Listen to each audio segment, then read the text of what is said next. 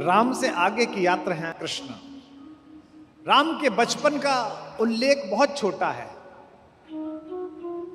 गुटवन चलत रे नुतन मंडित मुख दधि लेप किए। तुलसीदास जैसे सरस कवि भी भगवान के बचपन को देखने के लिए तरस गए हैं। मंगल भवन अमंगल हारी द्रबहु सु दशरथ अजर विहार। दशरथ के अजर में, दशरथ के आंगन में विहार करने वाले राम को नमस्कार है।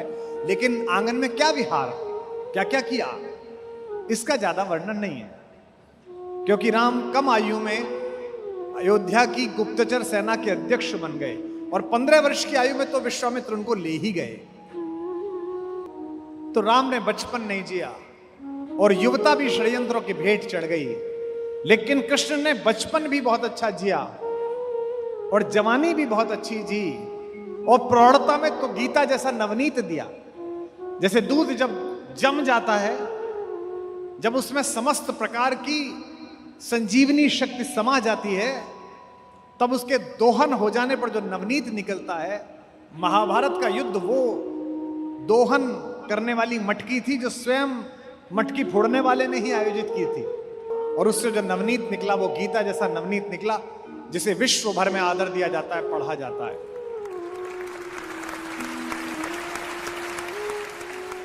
राम के जीवन में अर्थ है और कृष्ण के जीवन में रस है। इसका मतलब यह नहीं है कि अर्थ नहीं है, रस ही सबसे बड़ा अर्थ है।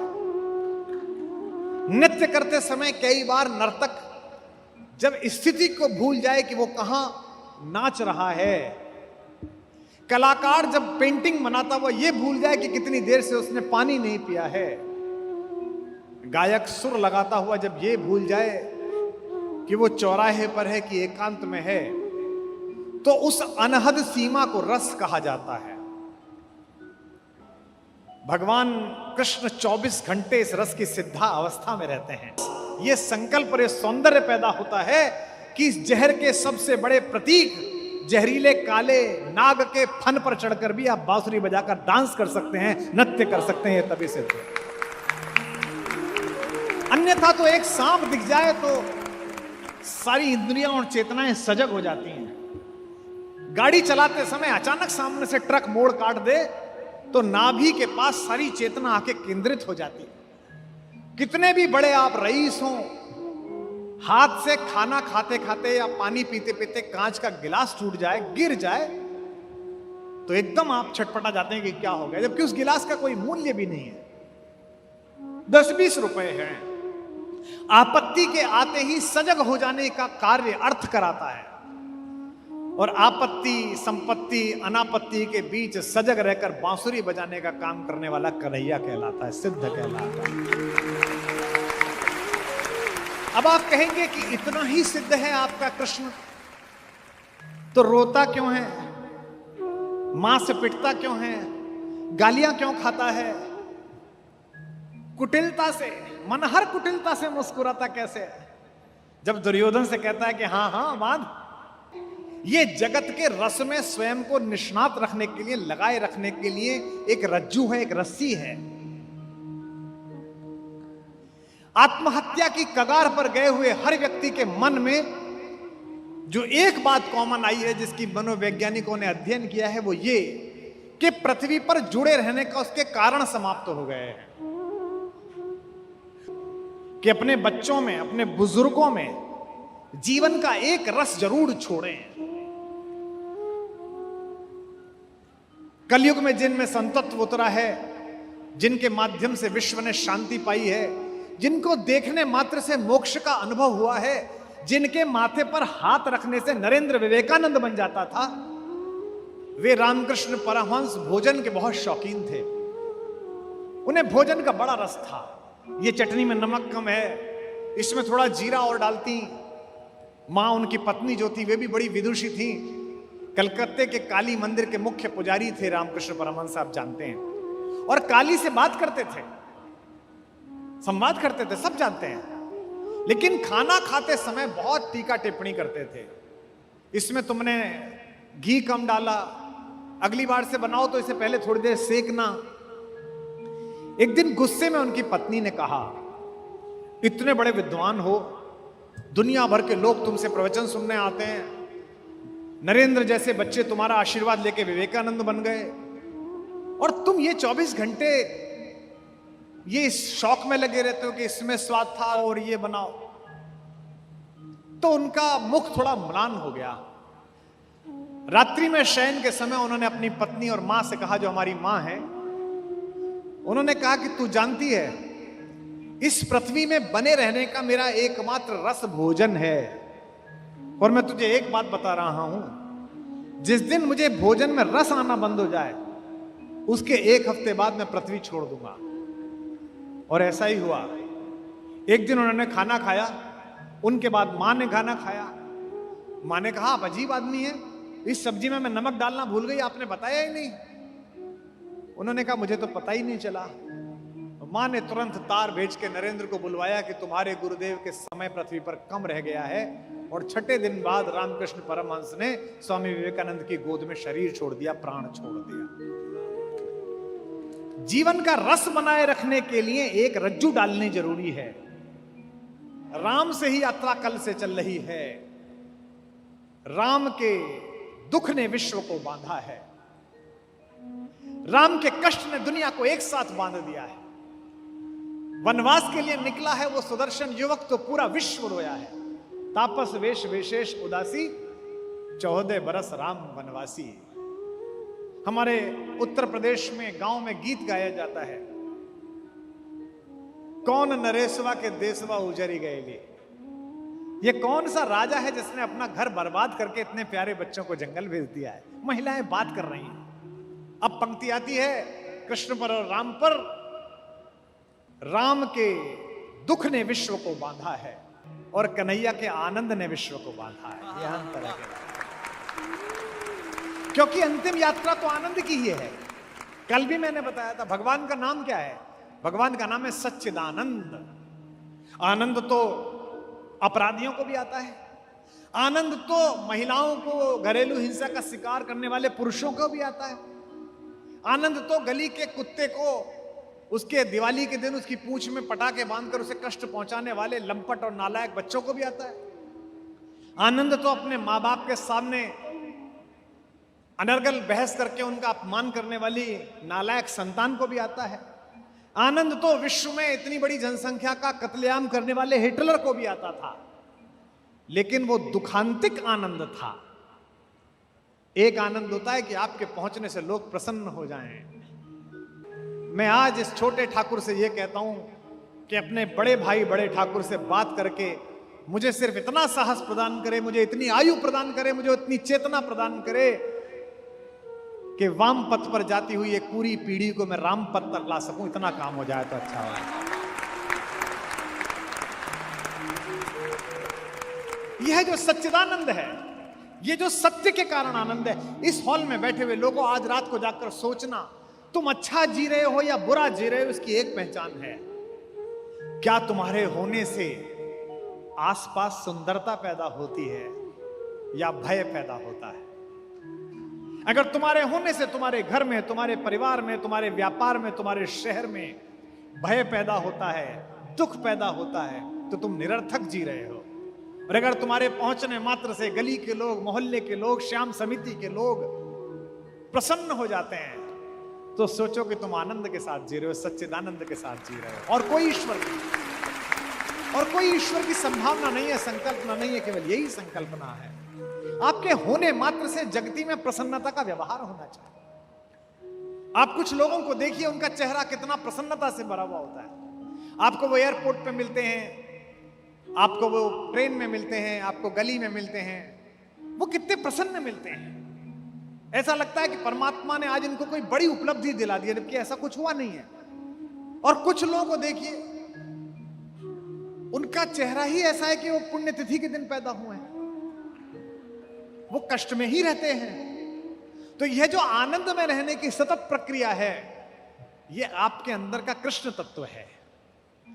संकल्प इस परिसर में लेके जाइए कि आज के बाद आपके होने के कारण आपका समाज, आपका जिला, आपका शहर दुख नहीं, केवल और केवल आनंद अनुभव करेगा। तब आनंद है,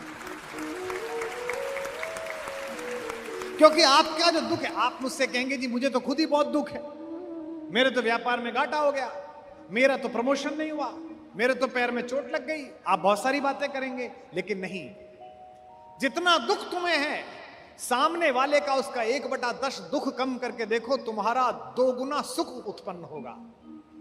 बहुत सारे लोग केवल कांटे बिछाने के काम में लगे रहते हैं, उन्हें सुख का पता ही नहीं है कि कांटा निकालने का क्या सुख है। जो लोग समाज में काम करते हैं, जिस समिति ने एक कार्यक्रम कराया है, इस समिति ने कांटा निकालने का काम किया है। रसखान जैसा पठान, सैयद इब्राहिम पठान रसखान, वो कहता है कि शासन छोड़ो, मैं त्रैलोक्य कुर्बान कर सकता हूं। किस चीज पर? ब्रज में जो करील के कुंज हैं, जिनके नीचे से कभी कन्हैया निकले हैं, अगर ये देखने को मिल जाए तो मैं कल्प वृक्षों का बाग कुर्बान कर सकता हूं। और वो जो लकड़ी है जिसको लेकर वो अपनी गाय चराने निकले हैं, वो जो उन्होंने अपने कमर में कमरिया बांध रखी है, उसके ऊपर मैं तीनों लोकों का राज्य न्यौछावर कर सकता हूं।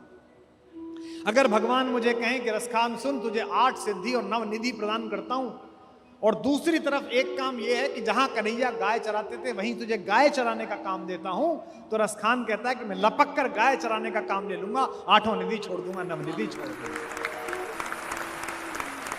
तात्पर्य यह है कि जड़ चेतन को रस से भरने वाला वह कृष्ण सही मायनों में रस की खान है। रसखान का वही प्रिय हो सकता है कवि का, जो पूरी दुनिया से असंपृक्त, जिस पर काम भी असर नहीं करता, उस शंकर को भी रास में जो आमंत्रित करके नचा दे, उसका नाम कन्हैया है, उसका नाम कन्हैया।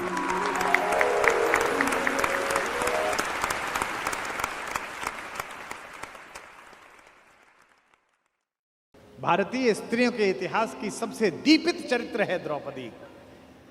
इस देश को इस समय अबलाओं की आवश्यकता नहीं है।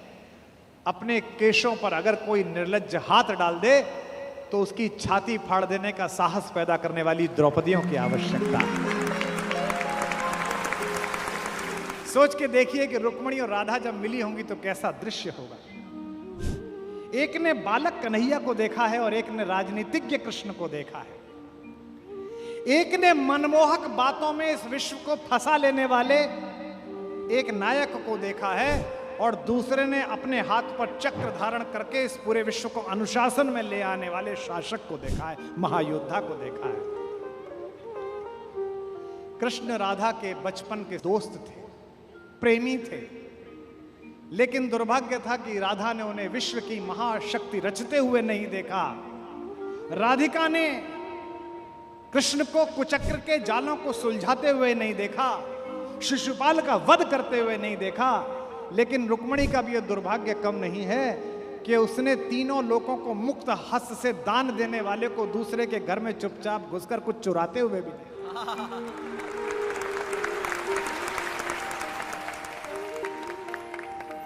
पहले ही दिन राधा से प्रेम का जो प्रदर्शन प्रभु ने किया है,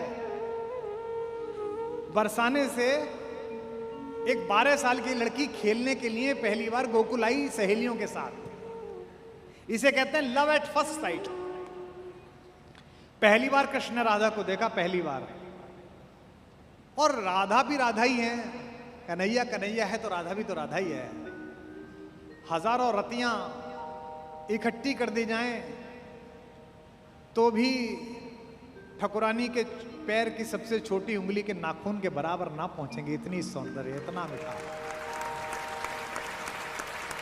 पहला सवाल कृष्ण ने पूछा, बूझत श्याम कौन तू गोरी।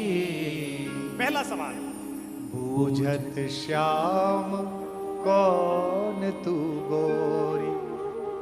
कृष्ण ने पूछा कि कौन हो तुम, कहां रहती हो, कभी देखा नहीं, कभी ब्रज की तरफ आई नहीं। पहला सवाल, बूझत श्याम कौन तू गोरी, बूझत श्याम कौन तू गोरी। कहां रहत काकी तू बेटी, कितनी पोलाइटनेस से बात करना है। कहाँ रहत काकी तू बेटी, देखी नाय कबहू ब्रज खोरी। बूझत श्याम कौन तू गोरी, बूझत श्याम कौन तू गोरी। लेकिन सौंदर्य का भी अपना एटीट्यूड होता है। राधा ने भी पहली बॉल वो फेंकी जिसमें तीनों गिल्लियां उड़ गई। बोले कि हमको क्या मतलब, हम यहाँ आते ही नहीं है। हाँ, लोग बताते रहते हैं कि ये इलाका है, यहाँ एक कोई नंद का लड़का है, बड़ा शैतान, बड़ा चोर, सबका सामान चुराता रहता है। काहे को हम ब्रज तनियावत, खेलत रहत आपनी पौरी। काहे को हम ब्रज तनियावत, खेलत रहत आपनी पौरी। सुनत रहत श्रवणन नंद लाला, सुनत रहत श्रवणन नंद लाला। करत रहत माखन दधि चोरी। बूझत श्याम कौन तू गोरी, बूझत श्याम कौन तू गोरी। अगर पहले ही परिचय में कोई लड़की इतनी बेइज्जती कर दे तो लड़का कहेगा थैंक यू वेरी मच। लेकिन ये भी कन्हैया है, उत्तर देखिए। तुमरो कहा चोरी हम लइए, तुम्हारा क्या चुराया? तुमरो कहा चोरी हम लइए, खेलन चलो संग मिली जोरी। सूरदास प्रभु रसिक शिरोमणि, सूरदास प्रभु रसिक शिरोमणि। बातई भुरई राधिका भोरी। बूझत श्याम कौन तू गोरी, बूझत श्याम कौन तू गोरी। इसीलिए प्रेम के गीत से शुरू करने वाला व्यक्ति जब अपनी सोच की प्रौढ़ता पर पहुंचा तो उसने गीत के आगे अपनी प्रौढ़ता का आकार लगा दिया और गीत कहने वाले ने गीता प्रदान कर दी। जो गीत नहीं गा सकता वो गीता भी नहीं गा सकता। इसलिए कोई भी प्रोफेसर, कोई भी विद्वान मिले जो कहे मुझे गाना पसंद नहीं है, मुझे नाचना पसंद नहीं है, मुझे पर्यटन पसंद नहीं है, मुझे बारिश में भीगना पसंद नहीं है, समझ जाना कि ये पूरा ज्ञान न दे पाएगा। क्योंकि जो गीत गा सकता है वही गीता गा सकता है। धूप में निकलो, बारिश में नहाकर देखो, जिंदगी क्या है किताबों को हटाकर देखो। कृष्ण ने जब तक गीता गाई है उससे पहले तक आप सोच नहीं सकते कि यही व्यक्ति गीता सुनाएगा जिसने गीत गाए। और चुना भी किसे है? सांवले ने गोरी चुनी है, सांवले ने राधा को चुनी है। ये जो योद्धा ने, ये जो एक विलक्षण व्यक्ति ने चयन किया है राधा का, ये अनायास नहीं हुआ है। इस पृथ्वी पर जब जब प्रेम जवान होगा, इस पृथ्वी पर जब तक जवानी को देखकर बसंत में बहार आएगी, जब जब बादल काले और सफेद होकर कृष्ण और राधा की कुटिया के ऊपर, महल के ऊपर मंडराएंगे, तब तक मुझे इस बात की प्रसन्नता होगी कि जैसा मेरे पास कान्हा है वैसी ही सुंदर मेरे पास राधा है, वैसा ही प्रेम से भरी हुई है। हमारे यहाँ एक कवि हुआ है ब्रज में, ठाकुर, एक ठाकुर नाम का कवि हुआ है। उसने लिखा है कि बरसात में बादल अचानक आ गए होली के दिन, जबकि होली में बरसात कम होती है, लेकिन उस दिन हो गई। तो ब्रज के लोगों ने एक अलग दृश्य देखा। कन्हैया के घर के ऊपर तो गोरी घटा बरस रही थी और राधा के घर के ऊपर काली घटा बरस रही थी।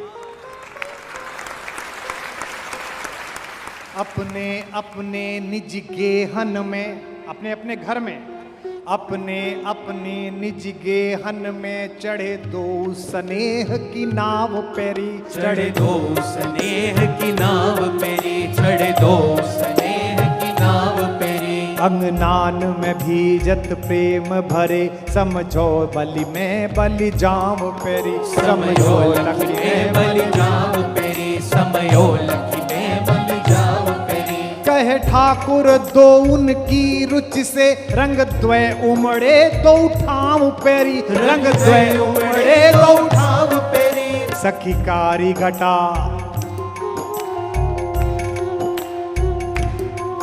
सखी कारी घटा बरसे बरसाने पे,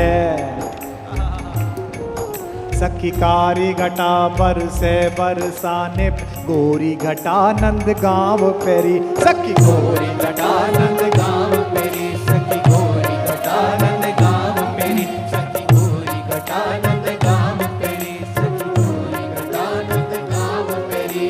इसीलिए कृष्ण की कथा का प्रतीक शास्त्र समझाने के लिए बैठा हूं। जितना मुझे समझ में आया, मेरी रुचि कन्हैया के माखन चुराने में, चीर चुराने में, मटकी फोड़ देने में उतनी है जितनी होनी चाहिए। इससे आगे की क्या कथा है? कृष्ण के पूरे बचपन में एक जिद चली है, एक संकट चला है काले होने का। ये पश्चिम हमको सिखा रहा है। 1990 तक जो दक्षिणी अफ्रीका के ऊपर राज्य करता था, ये कह के कि ये काले हैं और हम गोरे हैं, ये पश्चिम हमको सिखा रहा है, जिसने कालों को वोट डालने का अधिकार नहीं दिया था इस शताब्दी में। इस देश में हजारों हजार वर्ष पहले हमारे देवता ने अपनी इच्छा के चयन पर गोरा हो जाने के बजाय काला होना स्वीकार किया था, ताकि सभी रंगों को आदर मिल सके। चाहता तो मेरा देवता गोरा भी हो सकता था, उसके हाथ में है, उसने सृष्टि बनाई है। गोरा होकर पैदा हो जाता।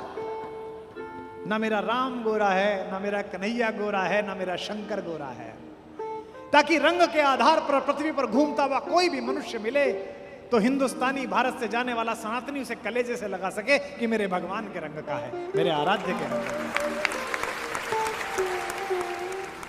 मैंने 10 साल पहले जन्माष्टमी पे व्रत में था मैं, तो मेरी माँ भी पंजीरी बना रही थी। पंजीरी आप जानते हो? पंजीरी जानते हो? हाँ, सरकार में बहुत बंटती है।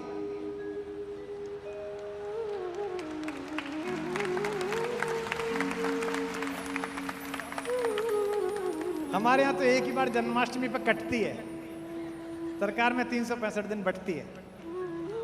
तो मेरी माँ पंजीरी बना रही थी, वो थाली में डाल के, और फिर जब वो टाइट हो जाती है थोड़ी सी, तो उसको काटना।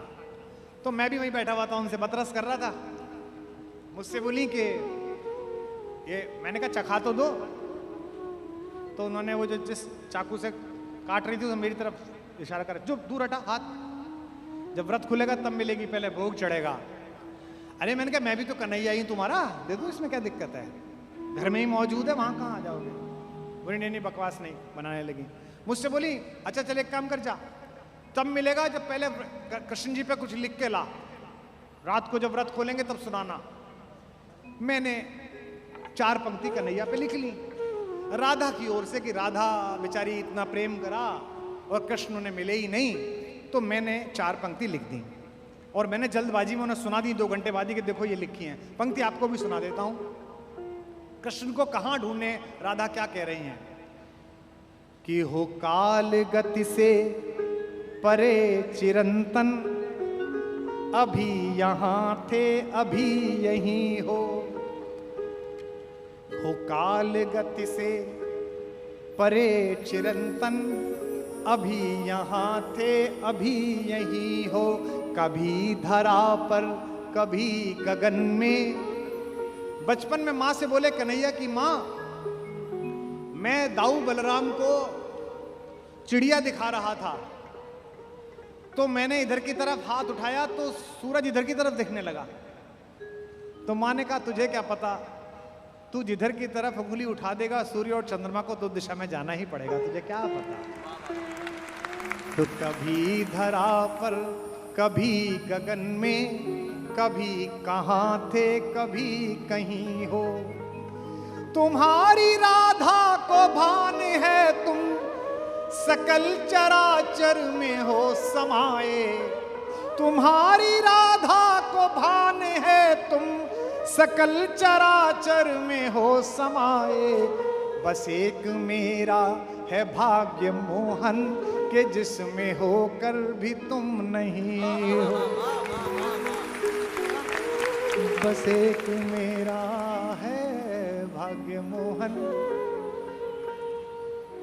मैंने कहा एक कविता सुन लो राधा की ओर से। बोली अरे अच्छा भैया, मैं गांव जाती हूँ, खेत पे जाती हूँ, हमारे वहाँ खेत पर हमारे पुरखे रखे हुए हैं, उनको जल चढ़ाने। तो ट्रैक्टर चलाते हुए बच्चे आ जाते हैं कि अम्मा ये मोबाइल में भैया की प्रेम की कविता है, तू इतना ही प्रेम सीखा कि राधा को कृष्ण नहीं मिले। अरे वाह रे मेरे कवि। और कह के अम्मा किचन में चली गई। मुझे लगा कि अम्मा मुझ पे टोंट मार के गई कि राधा को कृष्ण नहीं मिले। मैंने व्रत खोलने से पहले 4 पंक्ति और लिखी, वो भी स्मरण कर रहा हूं, सुनाता हूं कि न द्वारिका में मिले विराजे, न द्वारिका में मिले विराजे, न द्वारिका में मिले विराजे। बिरज की गलियों में भी नहीं हो, न योगियों के हो ध्यान में तुम, अहम जड़े ज्ञान में नहीं हो। तुम्हें ये जग ढूंढता है कान्हा, मगर इसे ये खबर नहीं है। तुम्हें ये जग ढूंढता है कान्हा, मगर इसे ये खबर नहीं है। बस एक मेरा है भाग्य मोहन, अगर कहीं हो तो तुम यहीं हो। बोल राधा रानी की। बस एक मेरा है भाग्य मोहन। इसलिए एक बार सच्चे मन से पुकारो तो सही, घनश्याम मन के पुकारो तो इसी परिसर में माता का आविर्भाव होगा। कैसे कि मेरे जीने में मरने में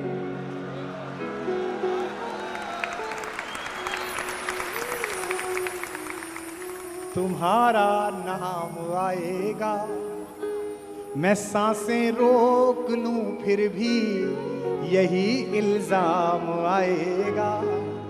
हर एक धड़कन में जब तुम हो तो फिर अपराध क्या मेरा। अगर राधा पुकारेगी तो फिर घनश्याम आएगा। अगर राधा पुकारेगी तो फिर घनश्याम आएगा। अगर राधा पुकारेगी तो फिर घनश्याम आएगा। और ये मैं कहाँ कह रहा हूँ, ये मैं मेवाड़ में कह रहा हूँ। कोई और जगह होती तो होता लोगों को झूठ लगता है। इस मेवाड़ में तो नई नई विवाह होकर आई मेड़ता की एक राजकुमारी ने अपने कक्ष का पट बंद करके विवाह की पहली रात कृष्ण से बात करी तो बाहर ननद को पता चला कि कुंवर तुम्हारी पत्नी तो किसी पुरुष से बात कर रही है, अंदर से किसी पुरुष की आवाज आ रही है। मैं उस मां मीरा के मेवाड़ में बोल रहा हूं। ये कम बड़ी बात है यहां बोलना। ये कभी कृष्ण बनकर अनुभव करो, ये कभी राधा बनकर अनुभव करो। कन्हैया ने भी नहीं सिर्फ कन्हैया बनकर अनुभव किया, राधा बनकर अनुभव कम किया। इसीलिए माता के प्रति जो प्रेम है, हम बेटों का जो लाड़ है, उतना कन्हैया से नहीं है, उनसे हम शिकायत कर देते हैं। इसीलिए राधा से मिलने के लिए जब कृष्ण पहुंचे तो बांग्लादेश के कवि ने, बंगाल के कवि ने, काजी नजरुल इस्लाम ने, जो मौलवी था, जो मुअज्जन था, ये होली पर जरा सा गाल पर रंग अमाख आपके गाल पर क्या लग जाता है, आपकी कौमी एकता संकट में आ जाती है तो अच्छी बात नहीं है। रसखान से सीखो, रहीम से सीखो, काजी नजरुल इस्लाम से सीखो। सियासत लड़ाती रहे, कोई दिक्कत नहीं, उसका काम है। चुनाव आते जाते रहें। हमर वो तो तुम वो हैं कि तुम मेरे गांव में रहते थे शकील मियाँ, तो मैं जब भी निकलता था मैं तुमसे राम राम करता था और तुम भी पलटकर मुझसे राम राम करते थे। हमारा आप तो वो रिलेशन के लिए। नजरुल ने बंगला में गीत लिखा, मैंने उसका हिंदी में अनुवाद किया है। अगर तुम राधा होते श्याम, अगर तुम राधा होते श्याम। महसूस करके देखिए कैसी वेदना है हमारी माँ की। अगर तुम राधा होते श्याम, अगर तुम राधा होते श्याम। मेरी तरह रातों में दिन में, उन्होंने बांग्ला में लिखा, आमारी मौतों दिवसों निसी दिन, मैंने हिंदी करी, मेरी तरह रातों में दिन में जपते श्याम का नाम। अगर तुम राधा होते श्याम। अगर तुम राधा होते श्याम। अगर तुम राधा होते श्याम।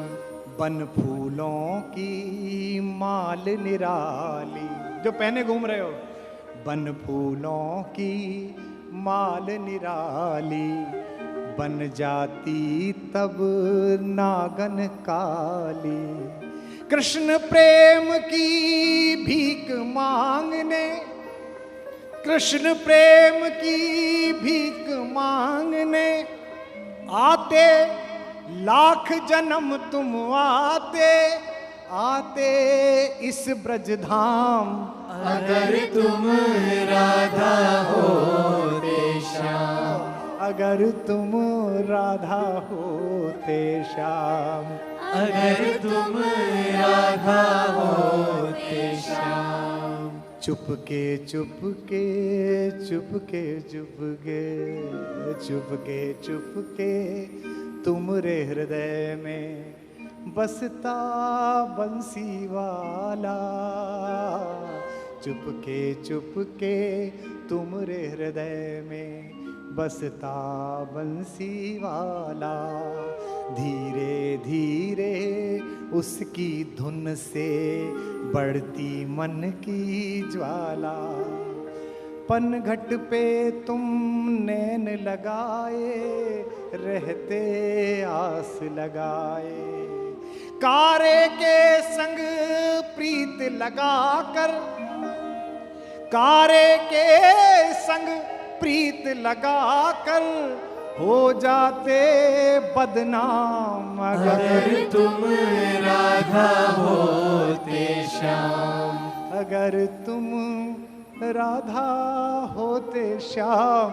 अगर तुम राधा होते श्याम। 3 चरित्र और अगला सारा समय केवल इन पर।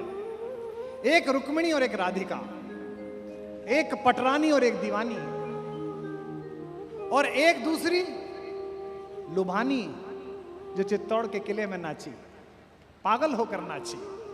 ये 3 मेरी माएं, और इनको थोड़ा थोड़ा समय, जितना मेरे पास रस है, जितना मेरे पास स्मृति है, मैं आपके माध्यम से देखता हूं। सूरदास ने एक पद लिखा है कि एक बार जब तीज के मेले में सारे परिवार को लेकर द्वारिका से कन्हैया आए तो ठकुरानी दीवानी से मिली थी। सोच के देखिए कि रुक्मिणी और राधा जब मिली होंगी तो कैसा दृश्य होगा। एक ने बालक कन्हैया को देखा है और एक ने राजनीतिज्ञ कृष्ण को देखा है। एक ने मनमोहक बातों में इस विश्व को फंसा लेने वाले एक नायक को देखा है, और दूसरे ने अपने हाथ पर चक्र धारण करके इस पूरे विश्व को अनुशासन में ले आने वाले शासक को देखा है, महायोद्धा को देखा है। कृष्ण राधा के बचपन के दोस्त थे, प्रेमी थे, लेकिन दुर्भाग्य था कि राधा ने उन्हें विश्व की महाशक्ति रचते हुए नहीं देखा। राधिका ने कृष्ण को कुचक्र के जालों को सुलझाते हुए नहीं देखा, शिशुपाल का वध करते हुए नहीं देखा। लेकिन रुक्मिणी का भी यह दुर्भाग्य कम नहीं है कि उसने तीनों लोगों को मुक्त हस्त से दान देने वाले को दूसरे के घर में चुपचाप घुसकर कुछ चुराते हुए भी देखा। रुक्मिणी ने ना माखन चोर देखा, ना बांसुरी देखी, ना उखल से बंधे हुए कन्हैया को देखा, ना गोपिकाओं की शिकायत देखी। उन्होंने क्या देखा? रुक्मिणी ने देखा दुनिया को चलाने वाला कृष्ण, लेकिन गायों को चलाने वाला कृष्ण तो राधिका के हिस्से आया।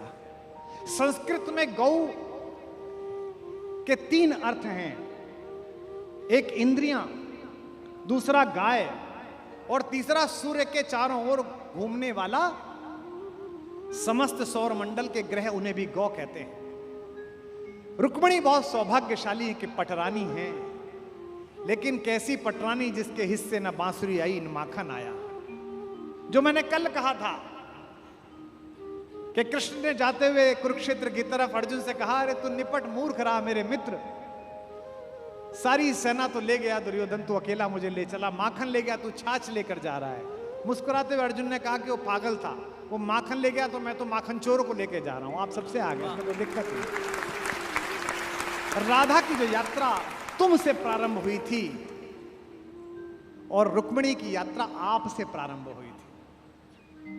मैं सबसे पहले आपको राधा और रुक्मिणी के संदर्भ में कुछ पंक्तियां सुनाता हूं, और यह भी मेरे हृदय के एक बिछड़े हुए टुकड़े का सृजन है, जिसे ईश्वर ने आयु कम दी लेकिन यश बहुत दिया। देवल ने राधा पर जो लिखा वो मैंने फिर न सुना। उसने राधा और रुक्मिणी के बीच के संवाद को भी लिखा। मैं पहला राधा रानी पर छंद सुना रहा हूं कि राधा ने त्याग का पंथ बुहारा तो पंथ पे फूल बिछा गया कान्हा, तो पंथ पे फूल बिछा गया कान्हा, तो पंथ पे फूल बिछा गया कान्हा। राधा ने प्रेम की आन निभाई तो आन का मान बढ़ा गया कान्हा, तो आन का मान बढ़ा गया कान्हा, तो आन का मान बढ़ा गया कान्हा। कान्हा के तेज को भा गई राधा तो राधा के रूप को भा गया कान्हा, राधा के रूप को भा गया कान्हा, तो राधा के रूप को भा गया कान्हा। कान्हा को कान्हा बना गई राधा, कान्हा को कान्हा बना गई राधा तो राधा को राधा बना गया कान्हा, तो राधा को राधा बना गया कान्हा, तो राधा को राधा बना गया कान्हा, तो राधा को राधा बना गया कान्हा, तो राधा को राधा बना गया कान्हा। अब राधा पर सुनिए। गोपियां गोकुल में थी अनेक परंतु गोपाल को भा गई राधा, परंतु गोपाल को भा गई राधा, परंतु गोपाल को भा गई राधा। बांध के पाश में,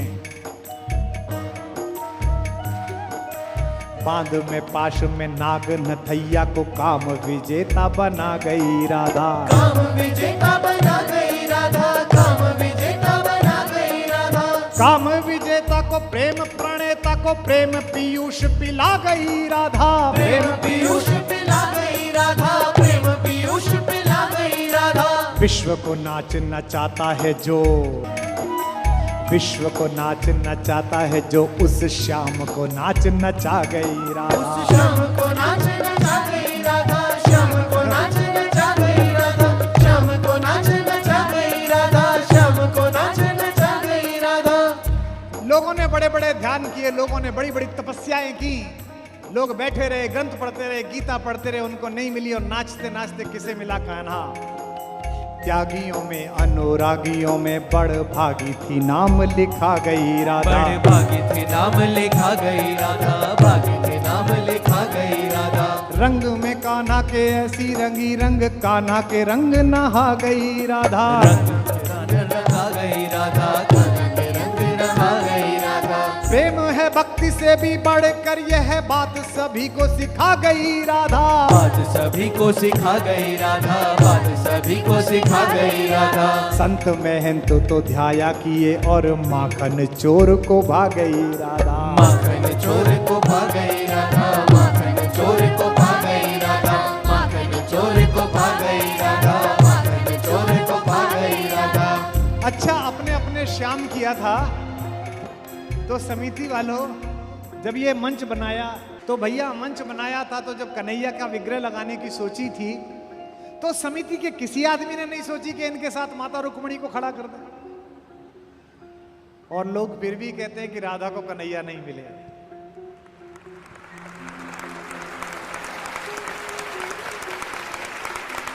के ब्याही न श्याम के संग न द्वारिका या मथुरा मिथिला गई राधा, या मथुरा मिथिला गई राधा, या मथुरा मिथिला गई राधा।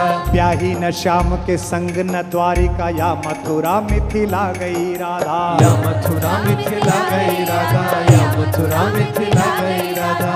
पाई न रुक्मणी साधन वैभव,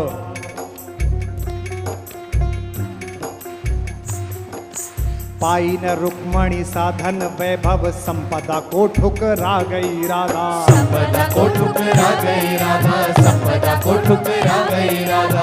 किंतु उपाधियों मान गोपाल में रानियों से बढ़ पा गई राधा। रानियों से बढ़ पा गई राधा, रानियों से बढ़ पा गई राधा। ज्ञानी बड़ी अभिमानी बड़ी, पट रानी को पानी पिला गई राधा। पट रानी को पानी पिला गई राधा, रानी को पानी पिला गई राधा। पट रानी को पानी पिला गई राधा, रानी को पानी पिला गई राधा। सारे कौरवों को इकट्ठा करके जो कुरुक्षेत्र के मैदान में नाश का साधन बना दे, वो अपनी प्रेमिका को ब्रज से बुला नहीं सकता था। उसने क्या कहा नहीं होगा, उसने क्या भेजा नहीं होगा उद्धव जैसे हरकारों को कि जाके एक बार राधा से कह के आओ कि अब तो द्वारिकाधीश ने महल बनवा लिया है महारानी, आओ यहाँ रहो रुक्मिणी के साथ, अपनी बहन के साथ। लेकिन प्रेम में अना होती है, स्वाभिमान कहते हैं। जिस विश्वविद्यालय का कल मैं जिक्र कर रहा था, दिल्ली में एक ज्ञानियों का विश्वविद्यालय है, उद्धव लोगों का। वहां एक प्रोफेसर मुझसे कह रहा था, भाई साहब आपकी राधा रानी कुछ ज्यादा नाजुक हैं। मैंने कहा कैसे? बोले गोकुल और मथुरा के बीच में एक यमुना है, उसे पार कर लेती, मिल लेती, इतना रोना पिटना कैसे है? मैंने कहा इसका मतलब तूने डिग्री ली है, प्रेम नहीं किया। के हार के श्याम को जीत गई, अनुराग का अर्थ बता गई राधा। अनुराग का अर्थ बता गई राधा, अनुराग का अर्थ बता गई राधा।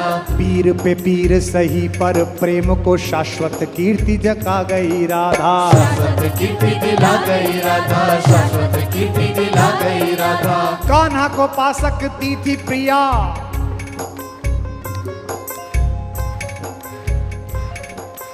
कान्हा को पा सकती थी प्रिया, पर प्रीत की रीत निभा गई राधा। प्रीत की रीत निभा गई राधा, प्रीत की रीत निभा गई राधा। कृष्ण ने लाख कहा, कृष्ण ने लाख कहा, पर संग में ना गई तो फिर ना गई राधा। ना गई तो फिर ना गई राधा, ना गई तो फिर ना गई राधा, ना गई तो फिर ना गई राधा, ना गई तो फिर ना गई। बोल राधा रानी की।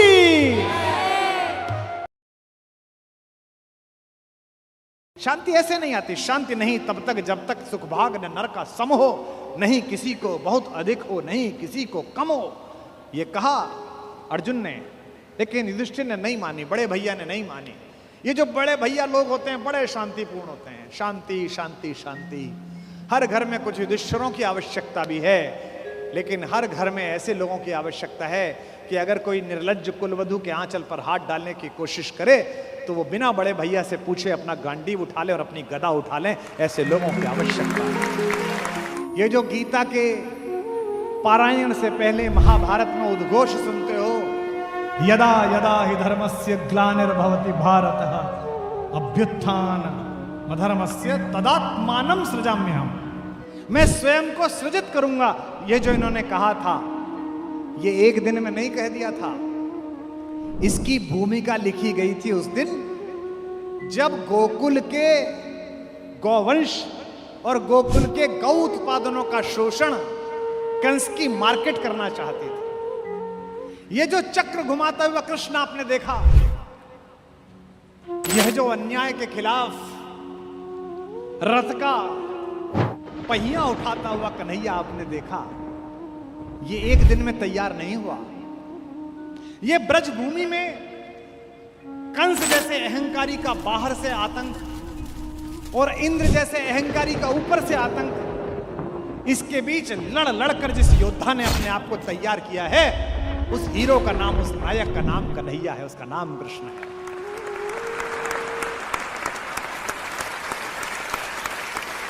मैंने अपनी मां से एक भजन सुना, बचपन में ऐसे भजन को सुनता था मैं, मुझे लगता था इसमें क्या खास है, बस मां प्रसन्न है इसलिए गा रही हैं। कन्हैया ने अकेली जाती हुई एक गोपिका को घेर लिया। वो दूध लेकर मथुरा जा रही थी। इसे सामान्य व्यवहार में कहें तो यह खराब बात है, और उससे कहा दूध वापस, और नहीं करेगी तो ये रही गुलेल, अभी मारूंगा मटकी फूट जाएगी। आज की डेट में अगर कोई भीलवाड़ा में लड़का ऐसा करे कि अकेली जाती हुई लड़की को घेर ले, तो आईपीसी की धारा लग जाएगी। अब इससे अर्थ क्या निकलेगा? जब मैंने कृष्ण पर बोलने का संकल्प करा तो मेरी मां ने कहा, ए लाला, ये जो तू कथा करेगा इसमें ये वाला भजन भी सुनाइयो। मैंने कहा ठीक है सुनाऊंगा। बोली मैं टीवी पे सुनूंगी। मैंने कहा ठीक है सुनना। अब वो सुनना ही होगी। अब मेरी टीम ने मुझे कहा सर इस भजन का क्या करेंगे, इसमें तो कोई अर्थ ही नहीं है। मैंने कहा नहीं, आपकी दृष्टि नहीं है अर्थ निकालने की, इसमें अर्थ है। अकेली गोपिका घेर ली और उससे कहा कि ये दूध तुझे ले जाने नहीं दूंगा, ये मक्खन तुझे ले जाने नहीं दूंगा। मतलब क्या है इस बात का? और अपने भाई अपने दोस्त बुला लिए और मक्खन वापस छीन लिया। पूरी दुनिया में यही लड़ाई चल रही है।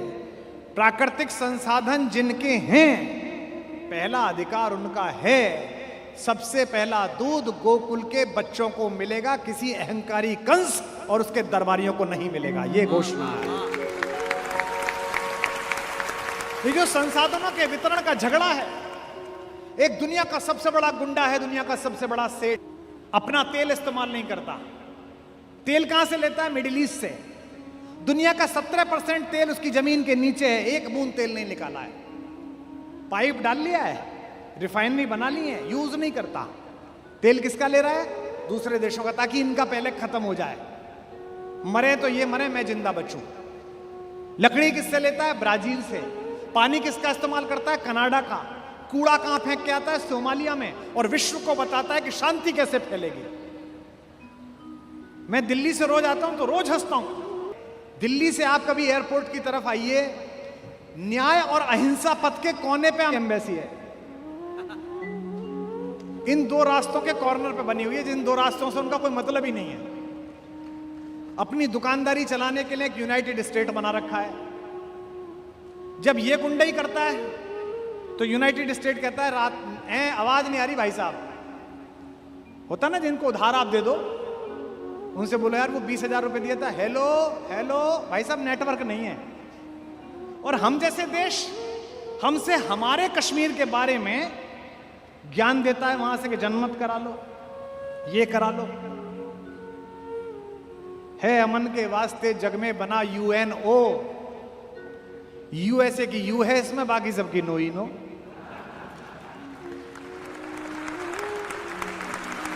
ये जो संसाधनों के वितरण का झगड़ा है, ये कृष्ण का संघर्ष है कि पहले दूध ब्रज के बच्चे पिएंगे, पहले मक्खन ब्रज के बच्चे और युवा खाएंगे, पहले इस प्राकृतिक संसाधन का इस्तेमाल यहां होगा। और लड़ना किससे है? इन सप्लायरों से, जो जल जंगल और जमीन के असली मालिकों से हक छीनकर इन वाशिंगटनों को और इन दुबइयों को देना चाहते हैं। मेरी मां का गीत है, अब इस तरीके से सुनिए तो आप सत्य सिद्ध मान जाएंगे। इकली घेरी वन में आई शाम तन कैसे ठानी रे। इकली घेरी वन में आई शाम तन कैसे ठानी रे। इकली घेरी वन में आय शाम तन कैसी ठानी रे। इकली घेरी वन में आई शाम तन कैसी ठानी रे। शाम तन कैसी ठानी रे, शाम तन कैसी ठानी रे। इकली घेरी वन में आई शाम तन कैसी ठानी रे। श्याम मोहे वृंदावन जानो, श्याम मोहे वृंदावन जानो। श्याम मोहे वृंदावन जानो। श्याम मोहे वृंदावन जानो। लौट के बरसाने आनो, लौट के बरसाने आनो। मेरी कर जोरे की मानो, मेरी कर जोरे की मानो। जो है जाए मोई देर लड़ेंगी सास जिठानी रे। इकली घेरी वन में आए शाम तन कैसी ठानी रे। शाम तन कैसी ठानी रे, शाम तन कैसी ठानी रे। इकली घेरी वन में आए शाम तन कैसी ठानी रे। इकली घेरी वन में आए शाम तन कैसी ठानी रे। हर सप्लायर पुलिस पुलिस का भय डर खाता है। हर सप्लायर कहता है कि मैं दिल्ली शिकायत कर दूंगा, जयपुर शिकायत कर दूंगा। कंस राजा से करूं गुहार, कंस राजा से करूं गुहार, बांध के तो ये लगावे मार, तेरी ठकुराई दे निकार, तेरी ठकुराई दे निकार। जुल्म करे ना डरे तके तू नार बिरानी रे, इकली घेरी वन में आए, शाम तन कैसी ठानी रे, शाम तन कैसी ठानी रे, शाम तन कैसी ठानी रे, इकली घेरी वन में आए, शाम तन कैसी ठानी रे, इकली घेरी वन में आए, शाम तन कैसी ठानी रे। अब जवाब सुनना हमारे ठाकुर का।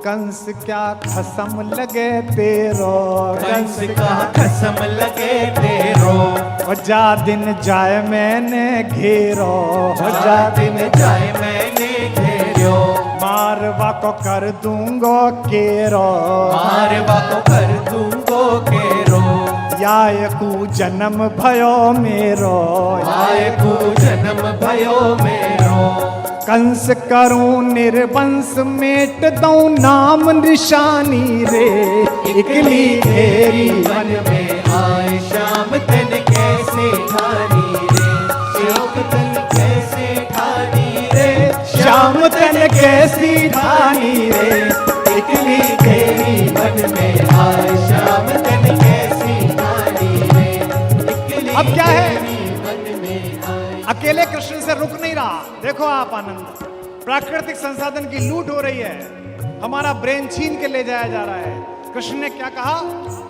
ऑर्गेनाइजेशन बनाओ, नवयुवक मंडल बनाओ, संस्था बनाओ, खड़ा करो आंदोलन इन अत्याचारियों के खिलाफ जो देश को लूट रहे हैं।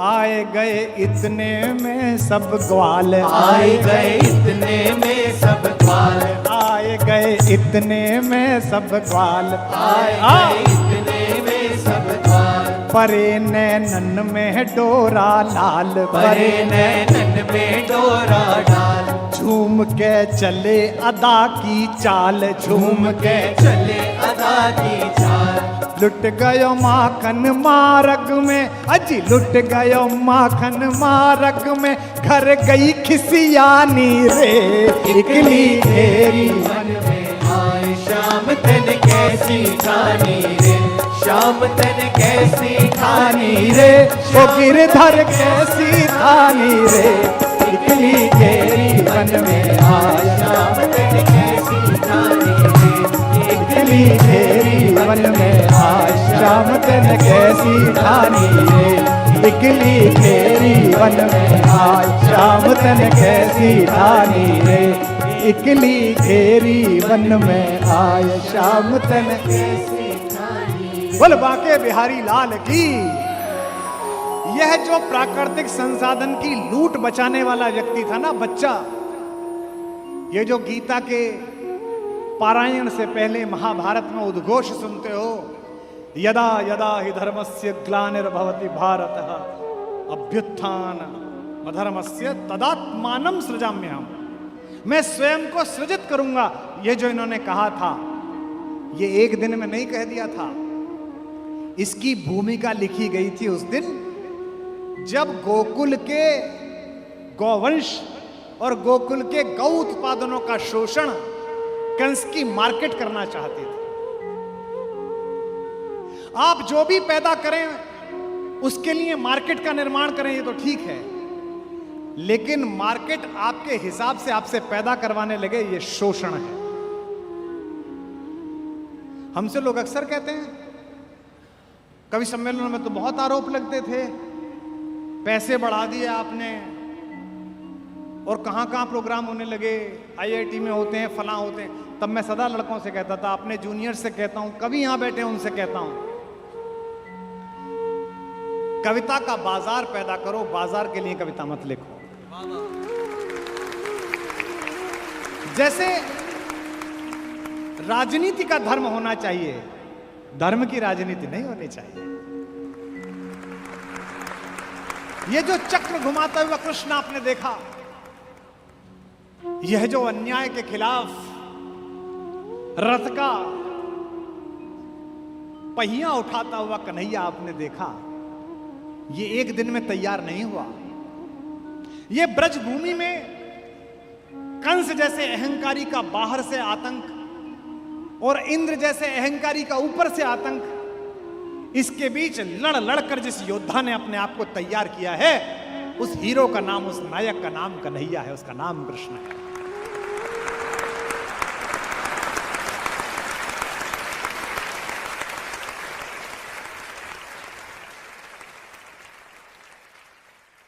राम के जीवन में अर्थ है और कृष्ण के जीवन में रस है। इसका मतलब यह नहीं है कि अर्थ नहीं है, रस ही सबसे बड़ा अर्थ है। नृत्य करते समय कई बार नर्तक जब स्थिति को भूल जाए कि वो कहां नाच रहा है, कलाकार जब पेंटिंग बनाता हुआ ये भूल जाए कि कितनी देर से उसने पानी नहीं पिया है, गायक सुर लगाता हुआ जब ये भूल जाए कि वो चौराहे पर है कि एकांत में है, तो उस अनहद सीमा को रस कहा जाता है। भगवान कृष्ण 24 घंटे इस रस की सिद्धा अवस्था में रहते हैं। ये सिद्धा अवस्था आ जाती है तब ये साहस, ये संकल्प और ये सौंदर्य पैदा होता है कि इस जहर के सबसे बड़े प्रतीक जहरीले काले नाग के फन पर चढ़कर भी आप बांसुरी बजाकर डांस कर सकते हैं, नृत्य कर सकते हैं। तभी से